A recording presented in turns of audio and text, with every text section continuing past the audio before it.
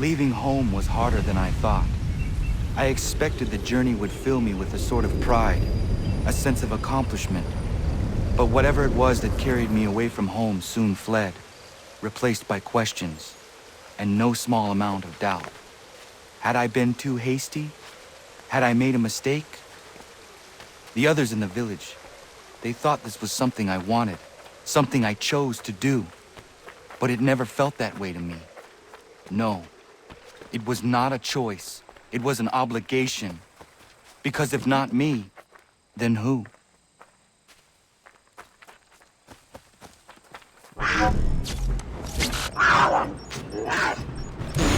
Well, that's nice. We're immediately attacked.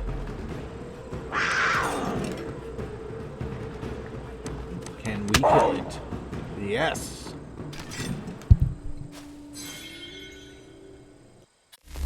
Let's see what we got. The cougar. Behavior. With their keen senses, cougars are lightning fast, unrelenting, and extremely dangerous. Cougars will stalk their prey until they're close enough to pounce. Bait, poison darts, place bait to perform an assassination. Cougars through trees, blah blah blah blah blah. The pelt and fangs is what you get. The definition for cougar is actually the same definition for, if you look up, a very attractive older lady.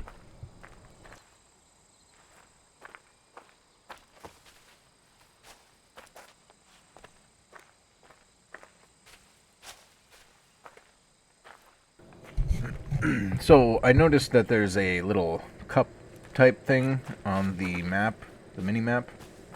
It's kind of what I'm looking for here. I'm trying to find out what it is, where it is. It might be down. Not quite sure just yet. After a good long walk, I finally get to a spot where we use our superhuman legs and we jump to find a dead body, and we open a chest and we get a trinket. So those little cup thingies are trinkets. Looks like a native of this land is off doing whatever, and then we die. It's easier than climbing back out. See that? And we're back. Who are you? If you're looking for the hunting cabin, you're almost there. Over there. Thank you for that randomness. New England Hunting Society. This club was founded in 1770 by several trappers who earned their living in the area, including Simon Girty. The idea was to have cabins that would be a safe haven and warm place to rest for colonists who spent the season trapping in this part of the frontier. According to their records, as many as 24 hunters used the buildings at any one time. Although it originally started out as just a shared cabin space, it quickly evolved into a more formalized society. Human nature being what it is, hunters would brag about their kills around the fire and exaggerate. After the several brawls over who could claim the title of mightiest hunter, society members agreed to start logging their kills in writing, though why they thought this would prevent people from lying is beyond me. It didn't. Sad, really.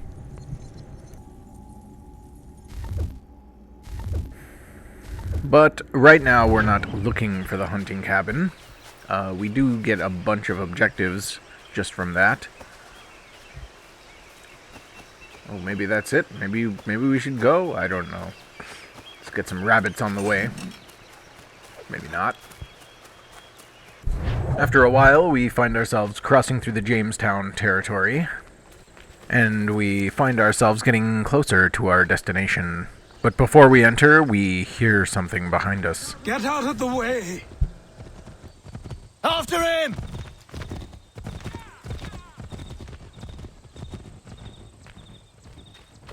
Turns out a man called Achilles is being chased by poachers. He's going into the Davenport homestead. We'll follow. Entering the Davenport region, we find a log. We can look around, but there's not much here. It is pretty country, but we don't see any signs of the poachers or Mr. Achilles. So we should look around the region to find some more information. After a short while, we stumble upon a man, a wagon, and his horse. Unfortunately, we can't interact with them, so we'll leave them for now. Perhaps later we can help him out. Not long after this, we approach a bridge and hear some voices. Hello. Hello. You must be one of them native fellas from the, what's it called? Iroquois tribe. Aye. You from that? Course not, Terry. Iroquois ain't a tribe. Is so. Is not. The Iroquois is a confederation. Confederate what now? Confederation, ya Tony. It's a group, an alliance. Lots of different kinds of people all united. Right. Like I said, a tribe. Listen, ya toddy-headed twiddlepoop. There's a difference between a tribe and a confederation, and it's not my fault your skull's too thick to make sense of it. Who you calling a twiddlepoop, you crump-butt scab? We can leave it to them to sort out whatever it is they're trying to sort out. And then we run across some poachers. Perhaps the ones we were looking for. Just give it a few days. Private matters being discussed here. Best you move along. They didn't seem to want any part of us. Even after we left, they warned us again. Well, moving along, we can continue heading toward our objective. And holy crap, we found it. A large, beautiful house sitting in the middle of the Davenport region with retaining walls and separate buildings, a carriage.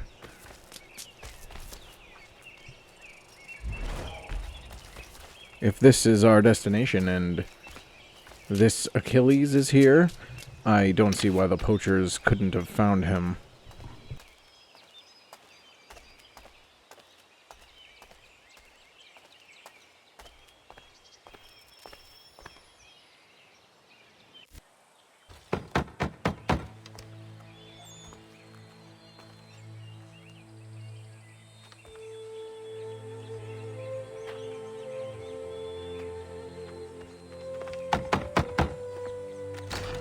What? I was told you could train me. No.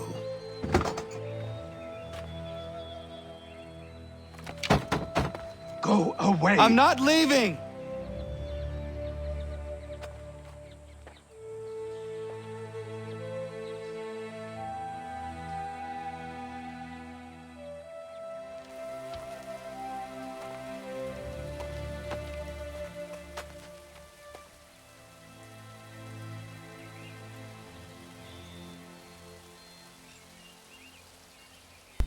Well, they're pretty bad poachers, considering Achilles is inside the house. But it's raining, and we should go and find shelter. The game leads us off towards the horse stables, but first we'll read about Achilles. Achilles Davenport, born 1710. You may not think it to look at him how, but this man was once the mentor of a powerful branch of assassins The Colonial Brotherhood. I think that's a typo. It should be now. Achilles' life before he was an assassin isn't well documented. It seems that most of the records were destroyed when the Templars nearly wiped out the order in 1763. From what I do have, Achilles was recruited in the mid-1730s and became a mentor in 1746. He had a gift for both recruitment and organization, so before long was head of a crew of assassins that spanned the colonies and much of the frontier. Achilles strengthened the ties between the order and the nations of the Iroquois Confederacy, particularly the Kehaka, though, as far as our records show, Connor is the first Native American to actually become an assassin.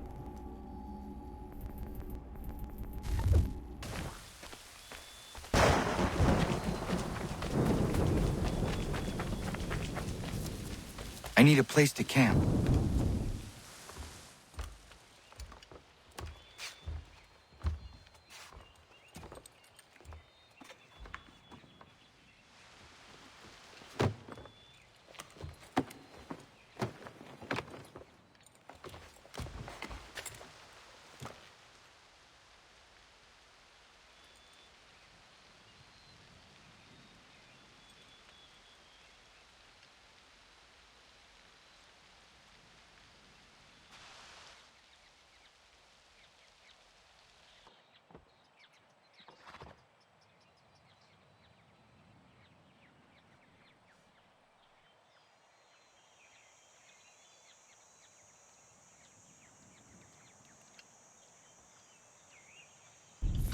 The day after.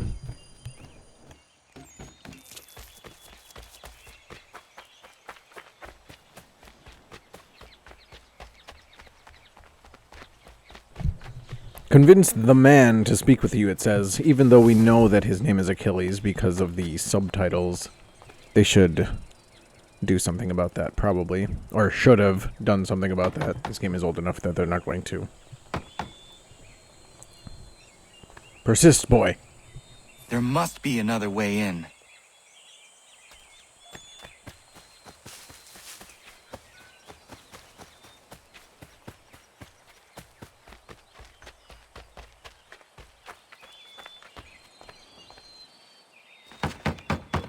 Please, all I ask is a moment of your time. I apologize if I've been unclear or otherwise confused you with my words. It was never my intention to mislead, so let me try to clarify. Get the hell off my land.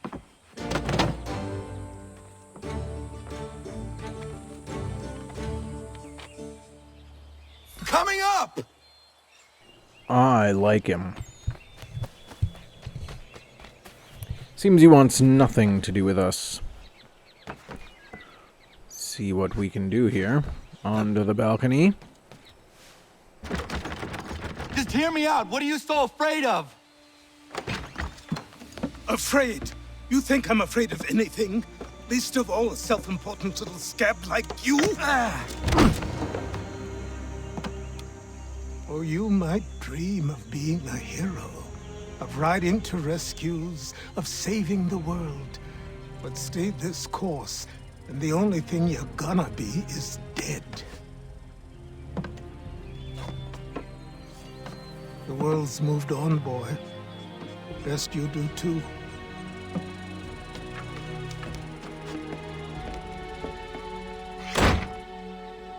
I will not leave. Do you hear me? I'm never leaving. Never wait, is a old long man. time. After a while, I wonder if we get squatters' rights. I will not be defeated so easily.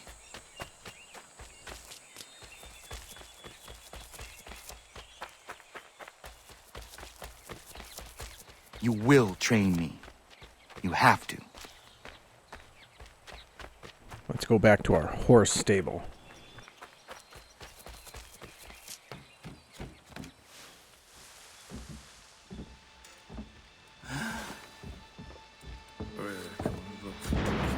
I know.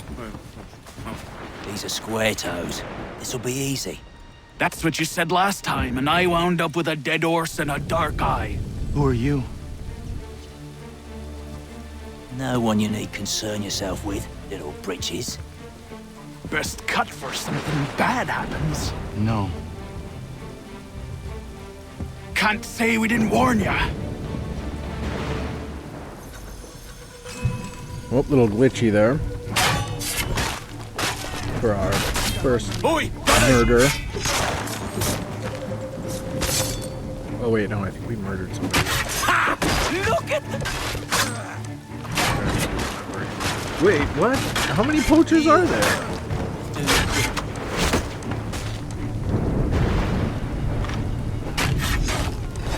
Hey, Achilles. There's a bunch of dead guys out at the stable out here. You gotta clean them up.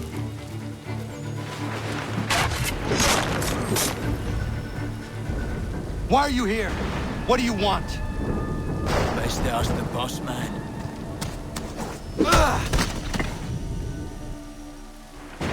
You working for the old man, then? That it?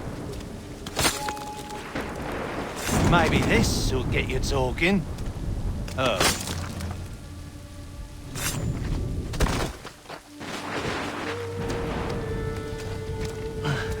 Thank you.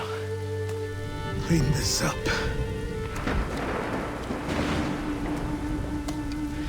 Then I suppose we should talk. Oh, that's all it took. I just needed to kill like 7 people.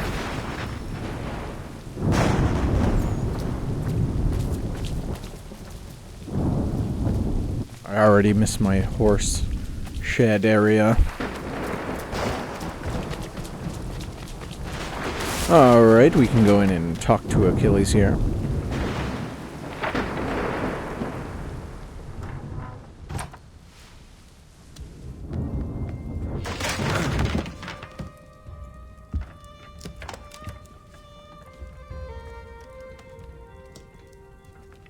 Sorry. Not your fault. This whole place is ready to come down. Goddamn miracle it hasn't already. Anyway, who are you? My name is Radohangado. Right. Well, I'm not even going to try and pronounce that. Now, tell me why you're here. I was told to seek this symbol. Do you even know what that symbol represents? Or what it is you're asking for? No. And yet, here you are. The spirit said that These spirits of yours have been harassing the assassins for centuries. Ever since Ezio uncorked the bottle.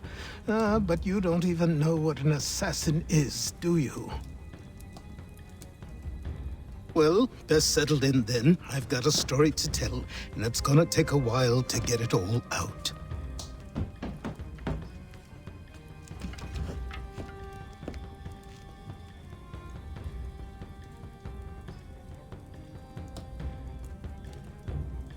And so, this is why the Assassins have dedicated themselves to the pursuit of the Templars. Because if they succeed, your spirit's visions will become reality. Then I will stop them. Oh, I have no doubt you'll try. Come on, I've something to show you. Careful. Wasn't a joke when I said this place was coming apart. Why don't you repair it? What's the point? Besides, I don't have materials for the job. So buy them.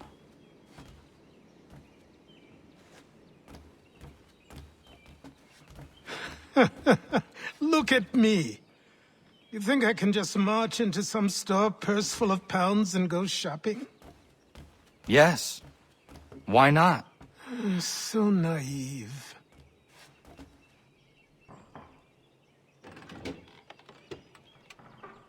This way.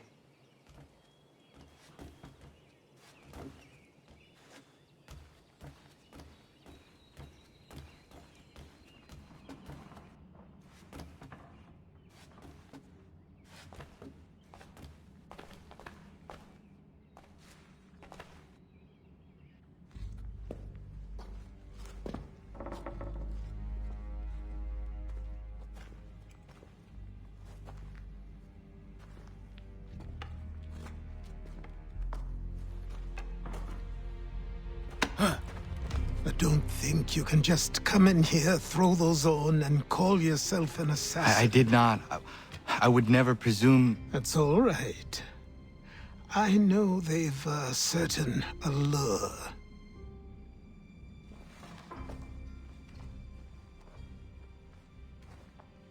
Very well.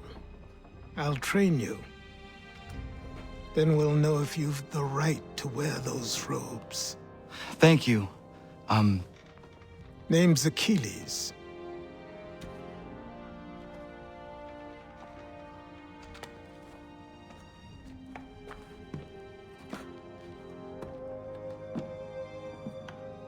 Come on, then. We've work to do.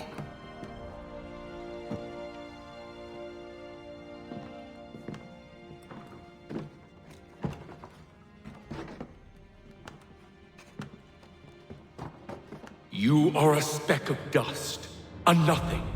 You and all your kind. Living in the dirt like animals, oblivious to the true ways of the world.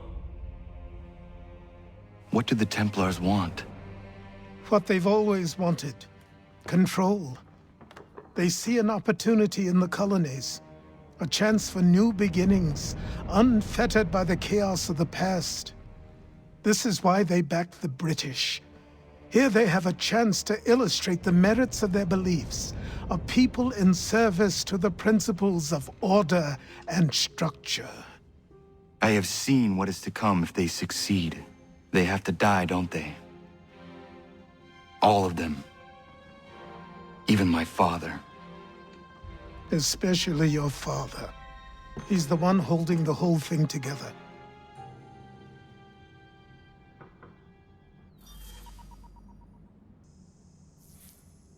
So I trained. In running, in climbing, in fighting, in falling. And for every lesson that concerned the body, there were two that concerned the mind. So we get a little update for Charles Lee. Let's find it. There it is. Frustrated with his lack of advancement with the British, Lee moved back to New York in 1773. He quickly became a supporter of the revolutionary cause, and in June of 75, he joined the Continental Army with the rank of Major General.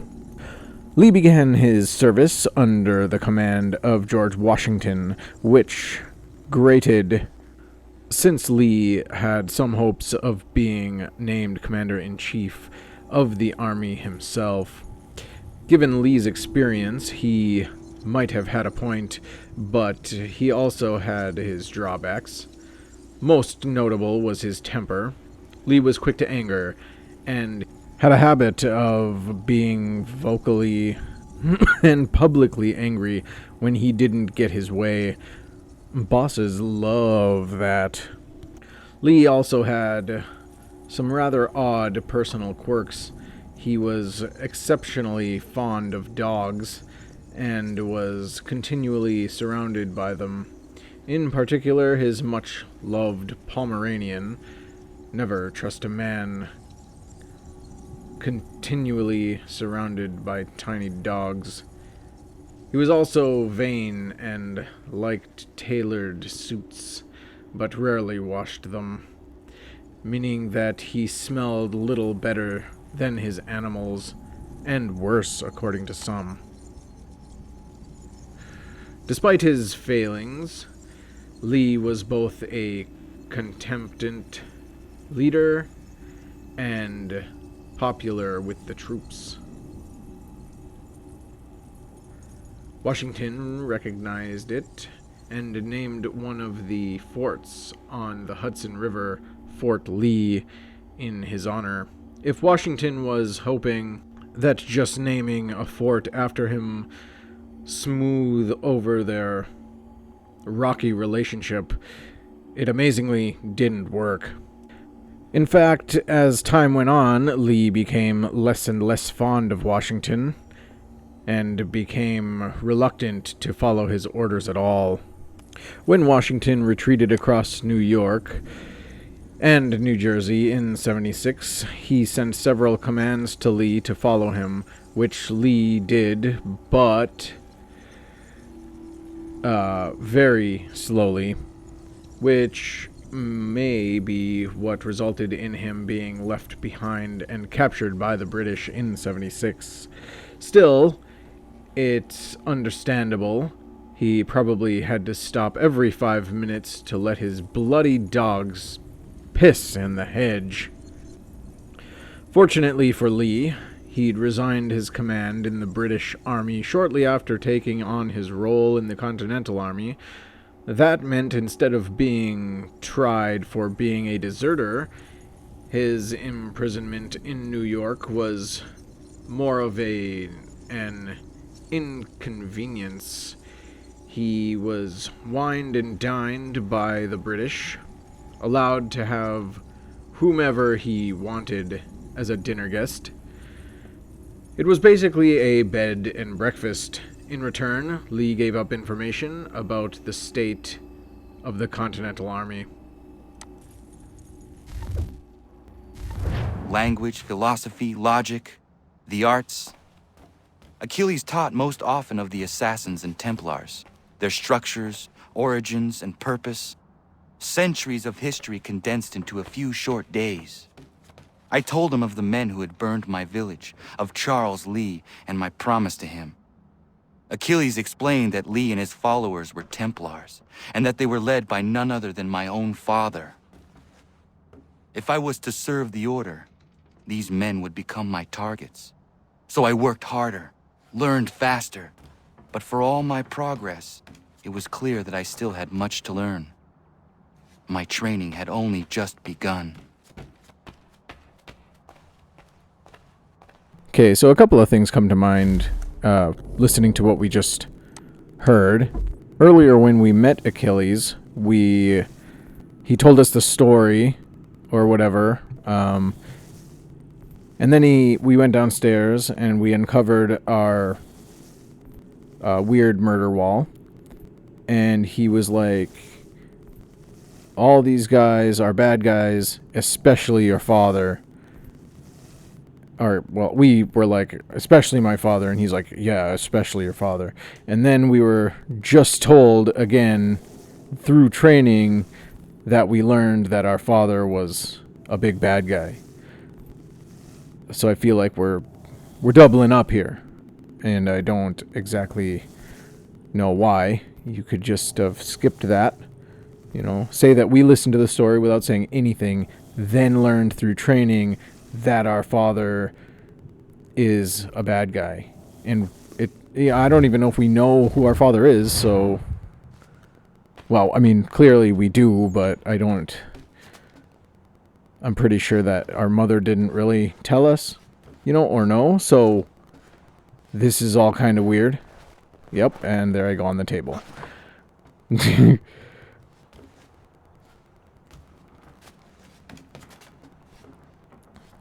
Come on. I thought we could examine those.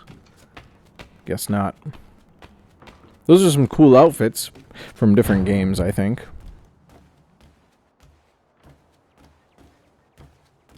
Alright, now that we're all done, we can head on to our next objective, which looks like it's outside.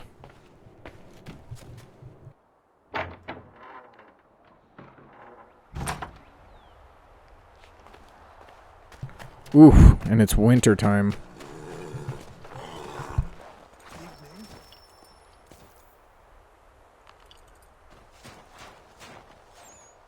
Good morning. To you as well. You taking a trip? I've decided to do something about the house, and you're going to help me. Get it?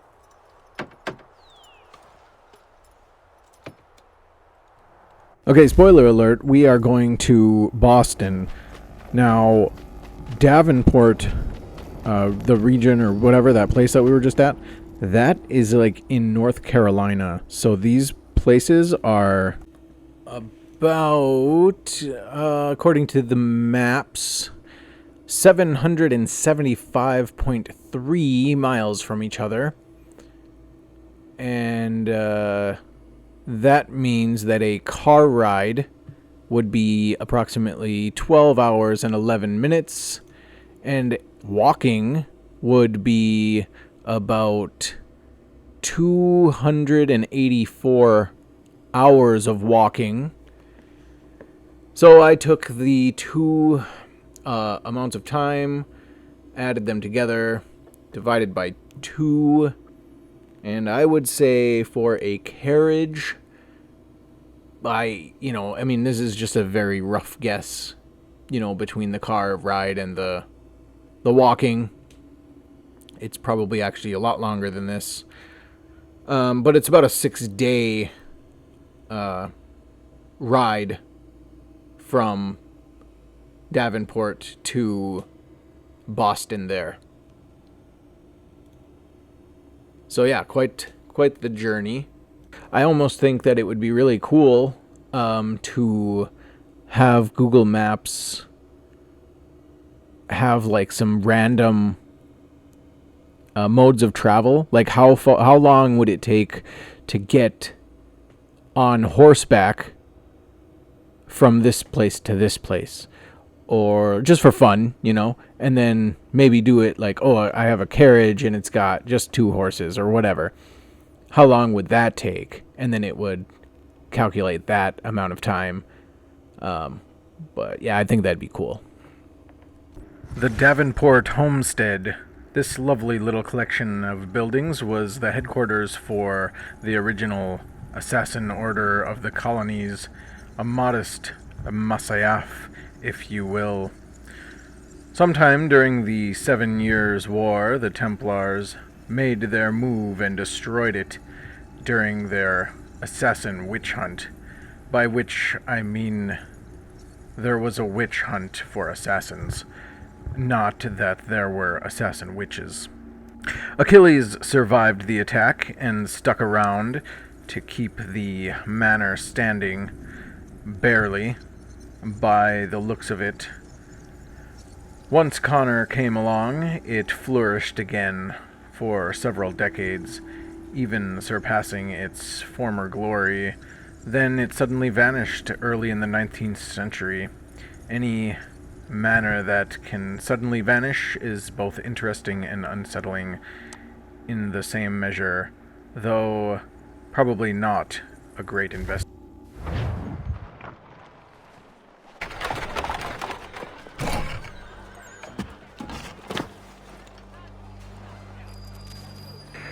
Sequence 5, Boston, 1770. Don't stare. Sorry. Come on.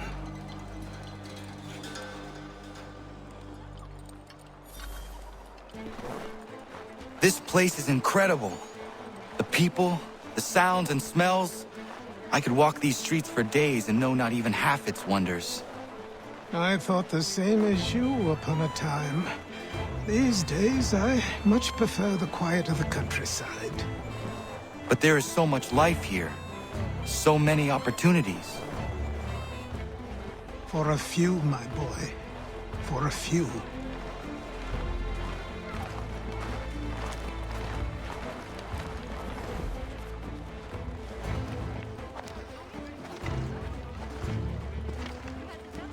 There's a store close to here. You're to buy the items on this list. Tell them where the carriage is, and they'll see that it's loaded. Understood? Yes. Good. You're also going to need a new name. Your skin is fair enough that you might pass for one with Spanish or Italian blood. Better to be thought a Spaniard than a native. And both are better still than I. That is not true. What's true and what is aren't always the same. What would you call me then? Connor. Yes, that will be your name. All right then, off you go. It's time to go shopping. Now we're making our way downtown. See some faces passing. And I don't know all the words to the song, but I know we're facing ahead. We're shop bound. And just all that noise.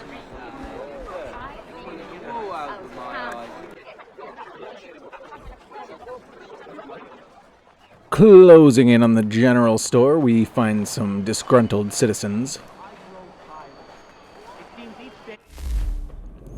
Seems they're talking about the Stamp Act. Date passed was March 22nd, 1765. The Stamp Act was the British government's attempt to recoup some of the money they spent during the French and Indian War by taxing the American colonists who theoretically benefited most from it. Parliament chose a Stamp Act because it was simple, easily implemented, and the colonists couldn't smuggle their way out of paying it. All papers, from newspapers to legal documents to lawyers' licenses, would need to purchase a government stamp to be used. Colonists, however, didn't think Britain had the right to tax them at all, since there were no colonial representatives in Parliament, hence the snappy revolution slogan, "No taxation without representation." They also resented the suggestion that they were responsible for Britain's war debts, since the colonial militia had a huge role in fighting and winning the French and Indian War. Huge public protests were organized, run by groups who called themselves the Sons of Liberty. Merchants declared a boycott of British goods. Perhaps most importantly, the people assigned to collect the tax were threatened and intimidated into resigning. The Massachusetts stamp distributor was even paraded through Boston by the Sons of Liberty and forced to resign at the Liberty Tree. No stamp taxes were ever collected, and the British repealed the Stamp Act in March of 1766. But it wasn't an entire victory for the colonies.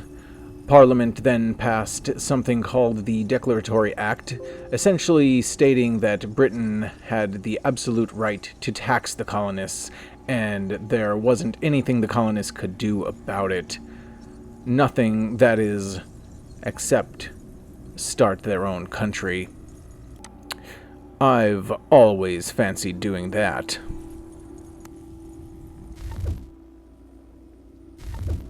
Well, we're all done with the Stamp Act, but it looks like we've missed some things.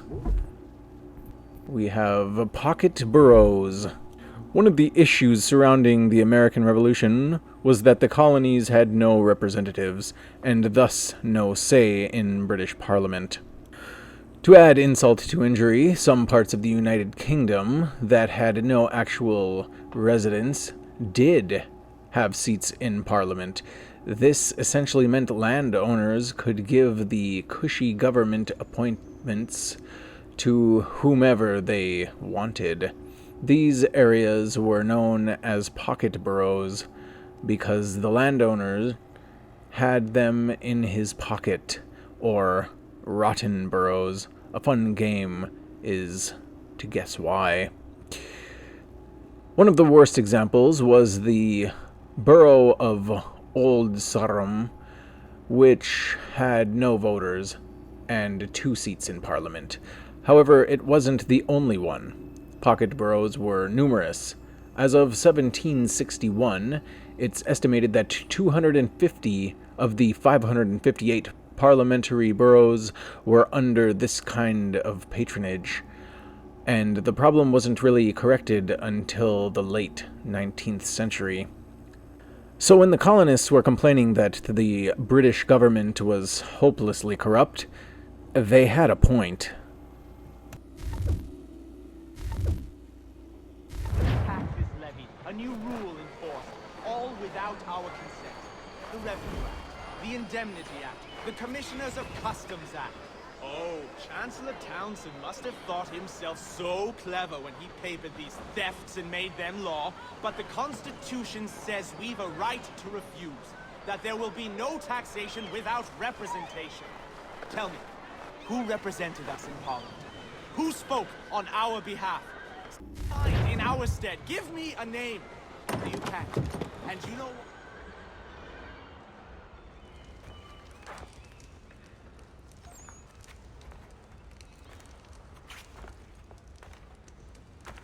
You lost?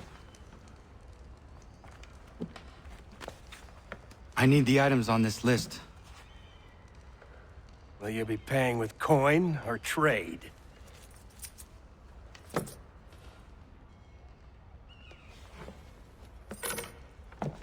Some of these things I have, some I don't.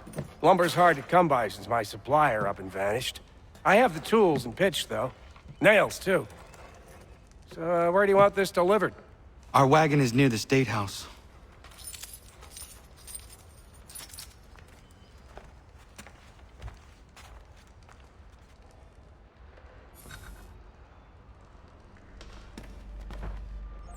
I should return to Achilles. Who stands in Parliament for Boston? For New York? For Virginia? Everyone! No one. Come with us. But Old Sarum is represented. And Newport and Newtown. What's going on here? Where's everybody running to? There's a lot of guards over here. Customs house to toss some quips at the lobsters. There he is. What happened? That's what we're going to find Dad, come out. on. We're going Follow to me. ruffle some redback. Loyalists. Loyalists were colonists who sided with the British during the Revolution. They were also known as Tories, Royalists, and Kingsmen, and probably also by their enemies as those bloody, arse-kissing ninny-hammers, among other things. While being a loyalist might seem to you like the bad guys, that's only because you know the Patriots won. It's very easy to use history to look smart, even if you were subjected to the American education system. And system is a strong word. In fact, by some estimates, as many as 1 in 5 colonists were actively loyalists, and many more tried not to pick a side altogether. I expect the version of the story you've heard goes something like this. The loyalists were traitors who betrayed their fellow Americans to the British. That's a nice little fiction, since from a loyalist perspective, the opposite was true. The colonies were founded and owned by Britain. The colonists were therefore British citizens. Thus, the rebels trying to disobey the king were the real traitors here. You know, I can agree with that. It's a point of view or a stance people take. It's just like voting today. You're a Republican, you're a Democrat, whatever. Yeah, either way you're wrong. Aha, you see? They're a country of traitors. Try spinning that. You'd also have to be pretty brave to be a loyalist, particularly if the people in your community were patriots. Known loyalists were frequently dragged from their homes, beaten, burned with candles, or tarred and feathered, which are very wrong things to do. That's just in case you suffered from the delusion that the Patriots always took the moral high ground. Oh, yes, and we missed some things here. We have the Patriots. The Patriots were colonists who united against the British government in the Revolutionary War. Although at the time of the Revolution, Patriots were something of a negative term, what we call patriots today were more likely to be called Whigs, or if you were a loyalist, rebels. The patriot motto was "No taxation without representation," a great phrase for rabble-rousing, though a poor choice of catchphrase for, say, a game show host. It's also a phrase that requires a bit of unpacking for a modern audience, by which I mean you, Desmond. The colonies didn't elect representatives to the British legislature, and because of the travel distance between Britain and America, and the distinct lack of aeroplanes, it wouldn't have been practical. Instead, patriots wanted to be governed by representatives within the colonies. Of course, they did have legislature already, but those were rather prone to being shut down by British appointment governors whenever they didn't behave properly. Read. Do exactly what the governor wanted. It's hard to know how many people in the colonies were patriots. The best guess is between 40 and 50% of the population. The rest were either declared loyalists or people who decided to remain tactically neutral. Probably a wise choice, given that both sides were known for seizing the property of their enemies. With me! To King Street! We'll show them! Down to the customs house for a spree! Come along! Sounds like we're going to the customs house. We also heard one of the citizens shout something about throwing something at the lobsterbacks.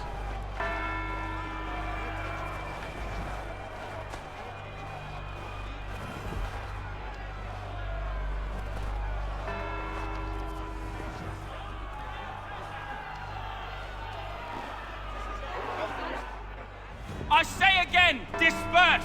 Congregating in this manner is forbidden! We're not going anywhere, Bug! Oi! Why did you go back to England? No good can come of this chaos! Return to your homes, and all will be forgiven! Never! Not until you've answered for your crimes! You're right, cowards! You don't scare us! Pointing guns at unarmed We ain't afraid! There. Is that my father? Yes, which means trouble is sure to follow. I need you to tail his accomplice. This crowd is a powder keg. We can't allow him to light the fuse. But nothing. Do as I say and go. Come on, you gosh-gutted coward! It doesn't shoot at me! Hey! Haytham Kenway, born 1725. Haytham Kenway is a Templar who came to the American colonies in 1754. From what we've learned, Kenway was sent here by Grand Master Reginald Birch with a dual mission: establish his own Templar group to rival the colonial assassins, and search for clues about artifacts related to the first civilization. And when a Grand Master tells you to do something, you do it. Even if it's just a chess Grand Master. Kenway didn't find the artifacts he was looking for. He did, however, recruit a small, dedicated band of Templars. He also attempted to forge a relationship with the Kanan Kehaka in the frontier, and one woman in particular, Kanatio. The two were briefly lovers, and however brief it was enough because Kanatio, beknownst to Haytham, ended up raising their son Connor. I'm guessing it was Kenway who became Grand Master in the colonies, and therefore the man responsible for the 1763 attack on the colonial assassins. That attack wiped out most of the membership and almost all of our records from that era. It's never been clear exactly what happened in that attack, or how Kenway managed to make it such a complete surprise. In any case, I don't think I like this guy. Sorry to use such strong words. Lobster! Go ahead! Fire your little gun! You red-backed, rum-soaked, bacon-faced lout! I'd as soon fight just piss on you! Eureka squad, take a swing at me, why don't you?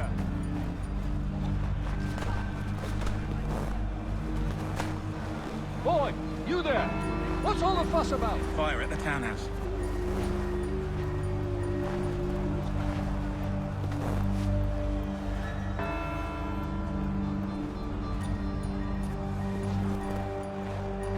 Do the citizens look small to you? I mean, our guy's like a full-sized person as a child. I mean, I'm sure he's not like a child, but he looks much bigger than everybody else.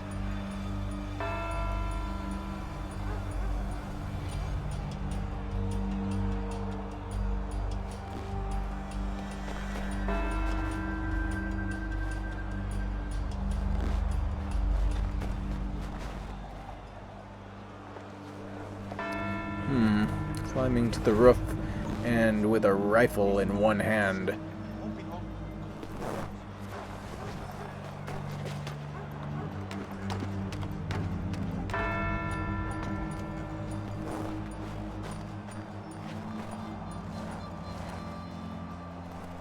Looks like he's preparing to shoot someone. We better get him before he can fire. Good, we're in time. We may have saved the day here. Your plot is ended. Not quite.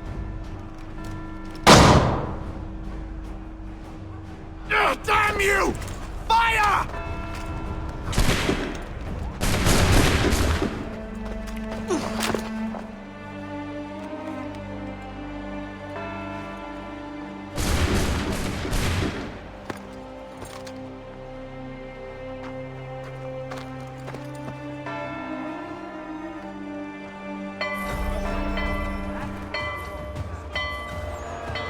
Looks like Hatham noticed us, and now we need to get out of here.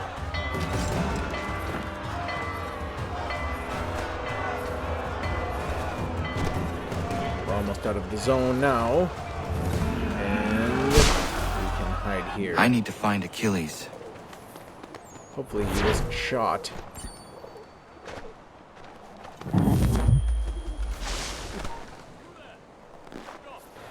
I believe we just witnessed the Boston Massacre.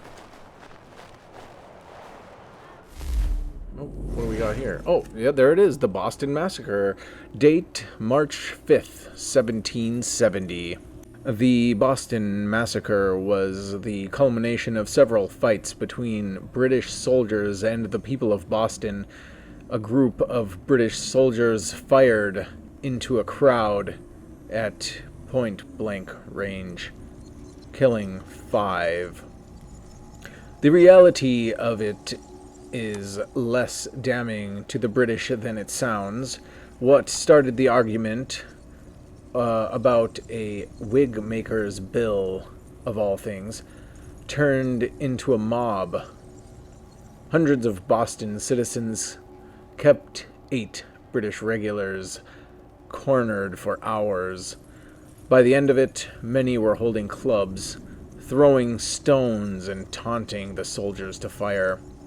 Captain Thomas Preston was in charge of the regulars and tried to defuse the situation by talking with the crowd. They asked if his soldiers' guns were loaded. He admitted that they were, but it would have been stupid for him to order them to fire, since at the time he was standing in front of them. It wasn't until one of the soldiers was hit by a stone, which forced him to drop his musket, that the regulars fired into the crowd against the orders of Preston, who later testified he never gave the command to fire. It's possible his men mistook the taunts of the crowd for an order. The regulars were arrested and tried for murder. 6 were acquitted, including Thomas Preston. The other 2 men were found guilty of manslaughter, but had their thumbs branded in lieu of the usual sentence, which was death. One of the interesting things about the massacre is what happened afterward. That is, how both sides tried to spin it to their advantage. The fact that most people call it a massacre should give you some idea of who won this particular PR war. Revolutionaries portrayed it as an attack on colonial liberties, and images of the event popularized by Paul Revere, showed an organized British force firing into the crowd, not a confused group of soldiers concerned by an angry mob. The British, on the other hand, referred to the event, the incident on King Street. We are naturally calm in a crisis, unlike countries who insist on turning every minor confrontation into a three-ring circus. Anyway, the wig maker dropped his prices, and it never happened again. I call it a victory for the bald. Okay, and leaving the Boston Massacre, we go to recent entries and find another recent entry of the Boston Massacre. Apparently what the newspaper said. The massacre on King Street.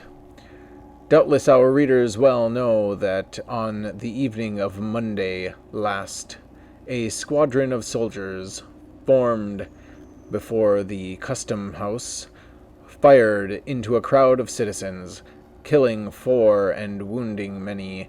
Our readers will expect a circumstantial account of the tragical affair, but we hope they will excuse our being particularly cautious, as we should be. Had we not seen that the town was intending an inquiry and full representation thereof, however, some new facts appear to be established. Following upon an altercation between some lads of the town and a single posted guard at the customs house, an increasing number of citizens came to that place and with heat shouted down the guard. In like manner, a large group of citizens gathered in King Street. Captain Thomas Preston perceived from the main guardhouse his soldiers in distress, and left the main guard with a party of men with charged bayonets. The soldiers came pushing their bayonets, crying, "Make way!" They took place by the custom house, and continuing to push, to drive the people off, pricked some in several places, on which they were clamorous, and, it is said, threw snowballs and perhaps portions of ice. The crowd taunting the soldiers, shouting, "Fire! You dare not fire!"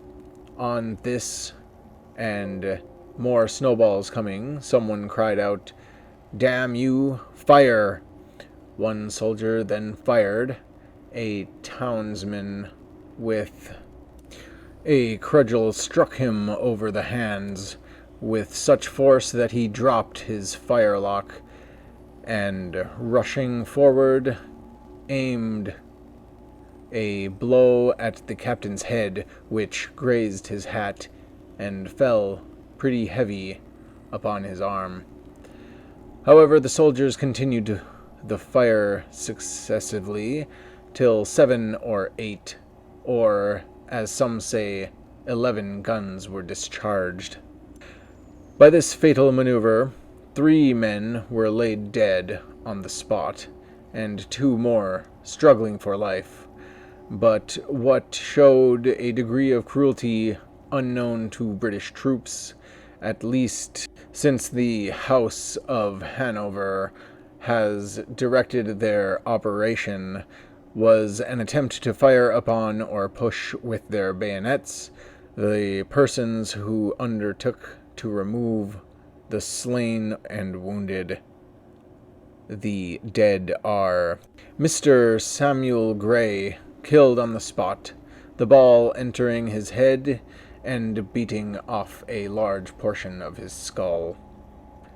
A mulatto man named Crispus Attucks, also killed instantly, 2 balls entering his breast, one of them in special goring the right lobe of his lungs, and a great part of the liver most horribly. Mr. James Caldwell, mate of Captain Morton's vessel, in the like manner killed by 2 balls entering his back.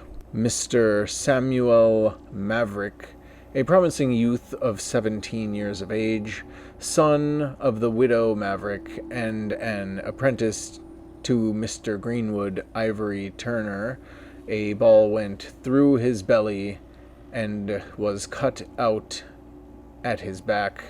He died the next morning. Mr. Patrick Carr, about 30 years of age, who worked with Mr. Field, leather breeches maker, in Queen Street, wounded. A ball entered near his hip and went out his side. Apprehended, he will die. And several others requiring surgery, suffering loss of blood, shattered bones, and lodged musket balls. Governor Hutchinson has exerted himself in an effort to quell the town.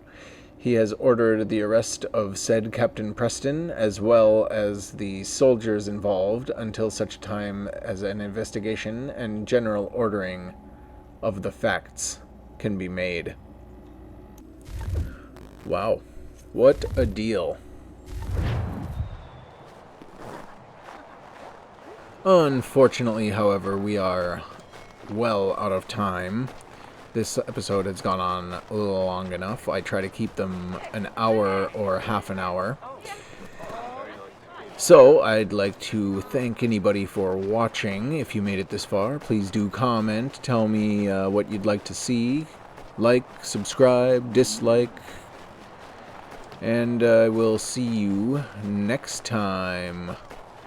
Thanks again for watching, and have a good day, night, whatever that might be. Bye now.